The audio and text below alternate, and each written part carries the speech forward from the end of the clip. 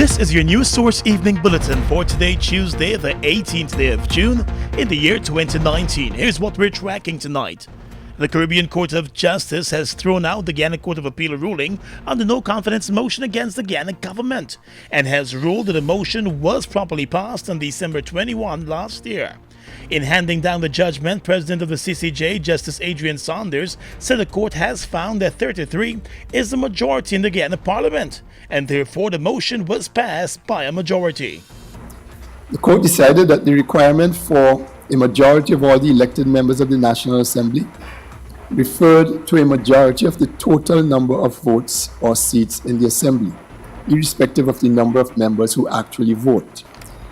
In determining that majority, the court was of the opinion that the half plus one rule was not applicable. The court held that since the Assembly comprised an odd number of persons, that is 65, when all the members of the Assembly are present and vote, all that is necessary is to determine whether the motion has garnered, quote, a majority of all the elected members, unquote. Such a majority in the court's view was clearly at least 33 votes. The court also ruled that it could not invalidate the vote of Charandas Prasad, and it also threw out the argument that he needed to vote for his list. Having concluded that the court lacked jurisdiction to impeach Mr. Prasad's election, the court found that there was no real need to ascertain whether Article 165(2) preserved the validity of Mr. Prasad's vote on the motion. However, even if the court had jurisdiction to declare Mr. Prasad's election to the Assembly to be void from the outset, the court agreed with the courts below that Article 165(2) would have preserved the validity of his vote. Finally, the court rejected the submission that Mr. Prasad was absolutely required to vote against the motion of no confidence along with other members of the government list unless the party's whip granted permission for a so-called conscience vote. The court found that nothing in Article 156(3) or anywhere else in the Constitution prohibited Mr. Prasad from voting against the government on any particular measure. Such a vote may well cause the representative of his list to remove him from the Assembly, but his vote would still be valid. Having regard to all the findings above, the court held that the National Assembly properly passed a motion of no confidence in the government on the 21st December 2019, and that the provisions of Article 106, 6, and 7 were accordingly triggered. While handing down the decision of the court, Justice Saunders did not make any consequential orders. He instead tasked the attorneys in the matter with coming up with the possible consequential orders and put those orders to the court next Monday, June 24. The Caribbean Court of Justice is Guyana's final appellate court. And the court also ruled today that President David Granger's unilateral appointment of Justice James Patterson as the chairman of the Guyana Elections Commission was flawed and not in keeping with the Constitution. The president rejected 3 lists of 6 persons each that were recommended to him by the leader of the opposition back in 2017 and went ahead with the appointment of the retired judge as the new chairman of the Guyana Elections Commission. In its ruling, the Caribbean Court of Justice said it could not be that the framers of the provision in the Constitution wanted the president to decide on his own who should be the chairman of GECOM. The court reviewed what transpired between 22nd November 2016 and 19th November 2017, and the court determined that the president was not entitled to lay down, as a precondition to considering a nominee, eligibility requirements that were additional to or at variance with those prescribed by the Constitution. The court emphasized, however, that nothing in its judgment was intended in the slightest degree to cast aspersions on Justice Patterson's competence and suitability for the position of chairman of GECOM. Nor was there any suggestion that His Excellency acted otherwise than in good faith. Accordingly, however, in view of the unfortunate process that was followed, in view of the imposition on the leader of the opposition of criteria that were not sanctioned by the Constitution, and in view of the absence of cogent reasons for deeming unacceptable the candidates and lists provided, the court concluded that the process that was followed in the appointment of Justice Patterson was flawed and in breach of Article 161(2). The court is also of the view that the president and the opposition leader may have to meet and discuss possible candidates before any list is submitted to the president. By so doing, the court believes the president would have a direct role in the selection process and not just by picking from a list that he was seeing for the first time. The court decided that the most sensible approach to operationalizing the article was for the leader of the opposition and the president to communicate with each other in good faith and perhaps even meet to discuss eligible candidates for the position of chairman before a list is formally submitted. The aim of these discussions should be to agree the names of 6 persons who fit the stated eligibility requirements and who are not unacceptable to the president. In this regard, the court noted that the Constitution anticipates that the leader of the opposition and the president will conduct themselves in a reasonable and responsible manner, eschew partisanship, and seek the best interests of the Republic and the Guyanese people. The Caribbean Court of Justice has also set June 24 as the date to consider consequential orders. An absence of a GECOM chairman could see the process having to start all over again, and that process by itself could delay the hosting of early elections. We've got lots of reactions coming up in just a moment. Motor gasoline grades are determined by the octane rating of the fuel. The octane rating of a fuel is the standard measure of the performance of a motor gasoline. Guyoil's Super 95 gasoline is a high-octane premium gasoline. Fuel up and drive with Super 95 from Guyoil.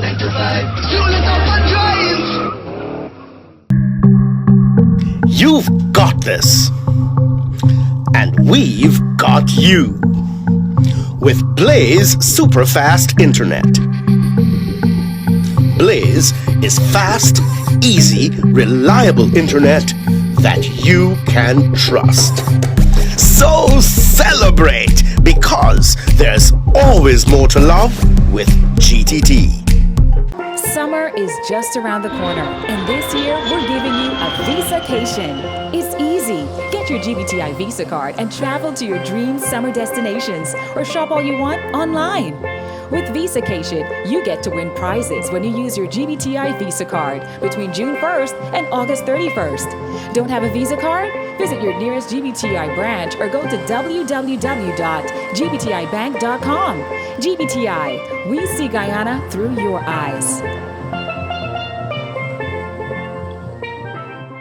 Welcome back. In an address to the nation from Bartica in wake of the ruling by the CCJ, President David Granger this afternoon said that Guyana will be heading to the polls, but the country cannot proceed to elections with the current voters list. It is essential that we hold fair, free and credible elections. We cannot proceed on the current list of voters. It is outdated and corrupted. It may hold as many as 200,000 incorrect entries. What is more, those who have reached the age of 18 years since the last elections are not in it. The Constitution entitles all citizens over the age of 18 the right to vote. It is a democratic imperative that house-to-house registration be completed swiftly so we can have an election at the earliest opportunity. As we have reported, the Caribbean Court of Justice this morning ruled that a December 21 vote of no confidence against the government of Guyana was properly passed. In a separate case, the court also ruled that a unilateral appointment of the GECOM chairman by the president was flawed and against the Constitution. In his address, the president said the chairman of the Elections Commission had previously informed him that the commission will be ready to hold elections in November 2019, and that will be after the completion of house-to-house registration. In his address to the nation, the president sounded as if he was ready for the elections and said Guyanese will be given a clear choice whenever those elections are held. Guyanese will be given the choice to elect a government they trust, to continue on this path, to keep Guyana moving forward, to secure a better life for every family with the united APNU plus AFC coalition, or risk our future by returning to the past. Guyana, since my election in 2015, has been moving in the right direction after 23 years of stagnation under successive PPP administrations. Significant progress has been made, but real change is neither quick or easy to come by. There is still a lot more to do.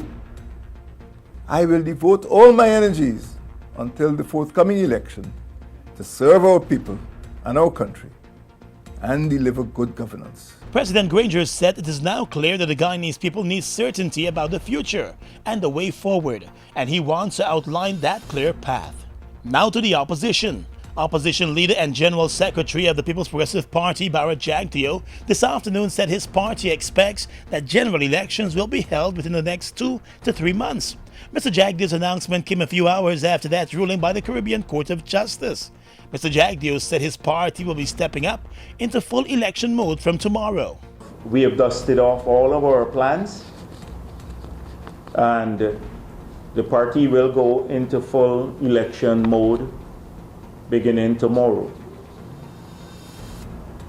And therefore, and I want to thank all of those activists of the PPP who, though demoralized by the adverse decision at the Court of Appeal, continue to work across Guyana in the house-to-house campaign. Many of them visited communities. They were in South Georgetown and in Buxton and in Enmore and Enterprise in the last 2 months. Mr. Jagdeo said he believes the government has been trying to hang on to power and has been acting in an illegal capacity since the election should have been called since March.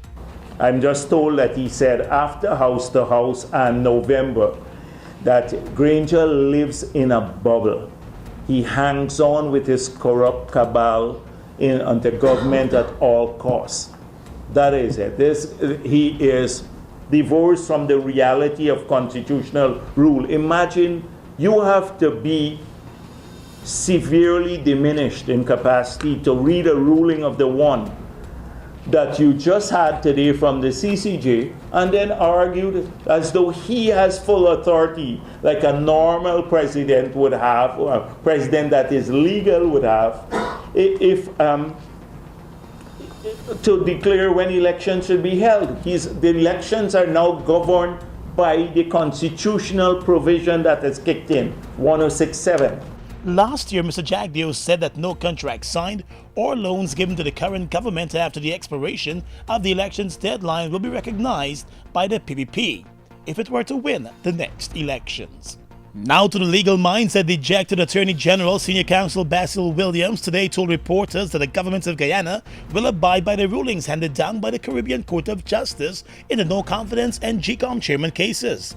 Mr. Williams told reporters that the government had always indicated that it will respect the ruling, and it will do just that. Well, the final court has spoken. There's no other course of appealing, etc. So we said we would abide by the judgment. He said he will be studying the full judgment issued by the court. On the no confidence case, Mr. Williams admitted that the government lost all of the arguments before the CCJ. In the case of the GECOM chair, the court said it was flawed, the decision was flawed. And so when reading the judgment, if they say it's flawed, it meant that the chair was not validly appointed. So let's get the judgment and read it, because of course if it means that it's flawed, there are other considerations, as you know. And the no confidence motions, the court knuckles down on every point conceivable. Attorney General Basil Williams said he will be meeting with President David Granger later this evening. While attorney Sanjeev Tatadin, who represented the interests of former Member of Parliament Charan Das Prasad in the no-confidence cases, believes the ruling by the Caribbean Court of Justice makes way for a new chairman of the Guyana Elections Commission to be appointed and for the president to dissolve the parliament. But we do believe that the unilateral appointment was bad, it was retrograde, it was a reversal of things, it was representative of what we were trying to avoid, that there be some consensus. So these are all the things. Where do we go from here? Hopefully, what it is a process that is quick for the appointment of a new chairman.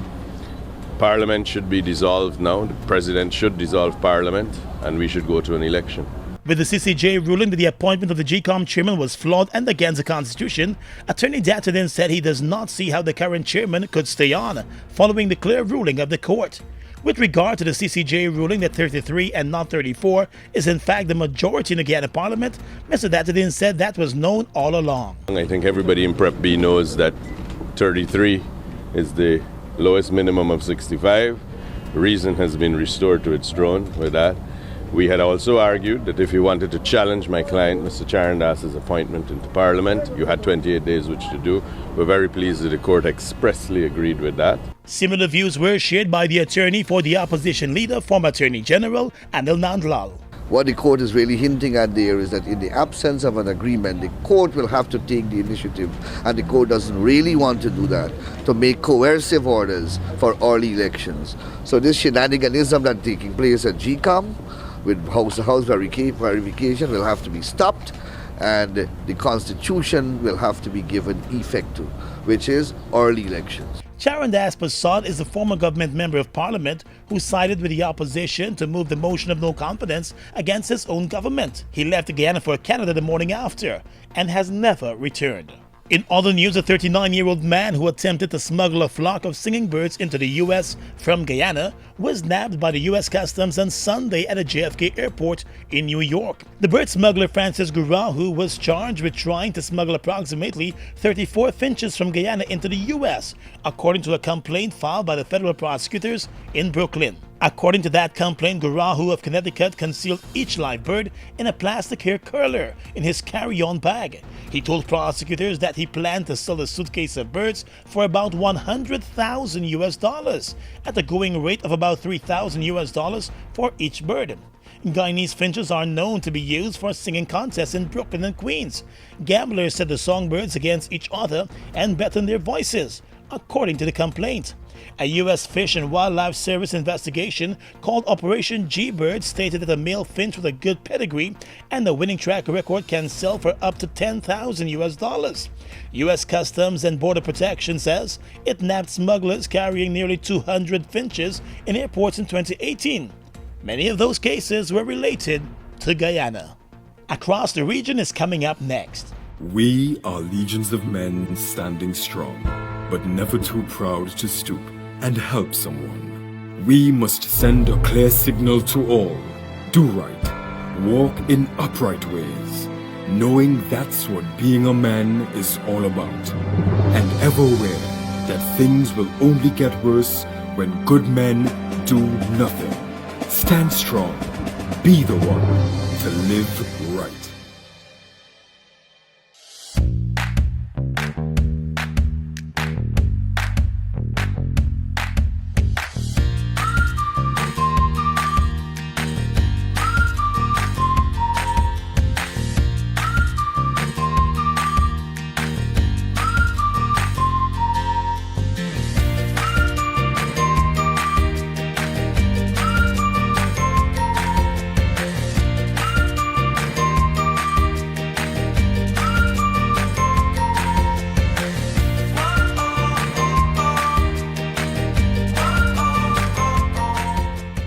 Falls, a trademark of China's Zhanghao Incorporated, located at Land of Cane in East Bank, Demerara, was incorporated in April of 2013 with over $10 billion Guyana dollars invested in a state-of-the-art 100,000 barrel fuel storage facility, a modern service station, an office complex, and a modern wharf that can berth international vessels.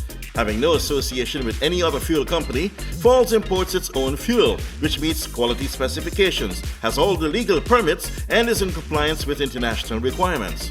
Its bulk facility can load 8 trucks simultaneously at a rate of 1,000 liters per minute, while the service station can service 12 cars at a time using computerized fuel pumps, which can facilitate the use of ATM cards. Through its professional team of mostly Guyanese, Falls wholesales and retails fuels to the public, including farmers and miners, and will continue to positively contribute to Guyana by providing quality products, service, and attractive prices. Try Falls today for all your fuel needs. Across the region right now, an earthquake with a magnitude of 4.7 rattled Trinidad and Tobago this morning, but there were no immediate reports of injury or damage. The Seismic Research Center of the St. Augustine campus of the University of the West Indies said that the quake occurred at around 7:28 this morning at a depth of 53 kilometers. It said the tremor, one of several to shake the oil-rich Twin Island Republic in recent months, was felt 88 kilometers west of the capital of Port of Spain. The quake also registered 104 kilometers east of Carúpano in Venezuela. The quake is the second to have been felt in both countries within the past 24 hours. Late Monday, a quake with a magnitude of 4.0 was felt in both countries. It was at a depth of 10 kilometers. Meanwhile, the Trinidad and Tobago Meteorological Service has said that the island will continue to face adverse weather conditions and that there would be rain and or showers and isolated thunderstorms across the country. In Haiti, the Economy and Finance Minister Ronald Decembre has painted a gloomy picture of the socio-economic situation in the country, as efforts continue by the opposition to force the president out of office over allegations of embezzlement. The Haitian finance minister told reporters that over the last 7 months of the fiscal year 2018-2019, global prices have increased at a monthly rate of 1.4%, and that while private transfers and textile exports increased slightly, all other sectors of the economy declined during that period. He said in view of the situation, he is projecting a growth rate of less than 1% at the end of the current fiscal year, as against earlier predictions of 2.8% made at the beginning of the fiscal year. The World Bank, in its latest report issued this month, titled Global Economic Prospects, noted that the growth of the Haitian economy could reach 0.4% this year, making it the worst economic growth of the country in the past 10 years. And finally tonight, international news. U.S. President Donald Trump will formally launch his re-election campaign later after threatening to unleash a wave of mass deportations next week. He tweeted this morning that authorities will start removing the millions of illegal aliens who have illicitly found their way into the United States. The Republican president will make his case for his second term in office at an evening rally in Florida. Early polls placed Mr. Trump behind some potential Democratic challengers. Mr. Trump tweeted on Monday night that the undocumented migrants in the U.S. would be removed as fast as they come in. U.S. Immigration and Customs Enforcement typically does not announce raids, and the agency's officials told U.S. media that they had been unaware that the president would tweet about any plans. And that's your News Source Evening Bulletin for tonight. I'm Gordon Mosley, reporting.